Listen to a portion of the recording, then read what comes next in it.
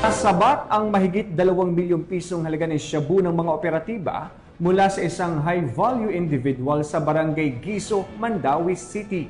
Ang naturang operasyon ay bahagi ng patuloy na kampanya ng pambansang pulisya kontra iligal na droga. Magbabalita dyan si Patrolwoman Flora May Azares. Isang high-value individual drug suspect matapos ang isinagawang buy-bust operation ng Mandawi City PNP sa Bibi Cabahog Street, Barangay Guezo, Mandawi City noong Abril 15 ng taong kasulukuyan. Kinilala ni Police Lieutenant Colonel Arnold P. Valenzuela, Chief ng City Intelligence Unit, Mandawi City Police Office, ang suspect na si alias Burns, 38 anyos, na residente ng Purok 1, Barangay Cubacob, Mandawi City.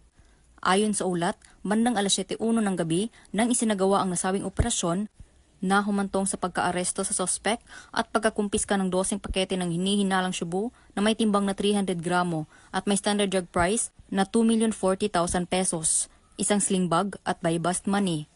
Ang nasabing suspect ay kasulukuyang nasa kustodiya ng Police Station 2 at mahaharap sa kasong paglabag sa Section 5, Article 2 ng RA 9165 o Comprehensive Dangerous Drugs Act of 2002.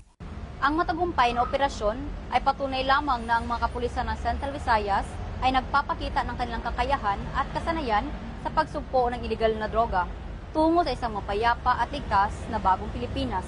Mula dito sa Central Visayas, ako po ang inyong Police News Network Correspondent, Patrolwoman Flora May Azares, alagad ng batas, tagataguyod ng Balitang Pulis. Maraming salamat, Patrolwoman Azares. Kulungan ng bagsak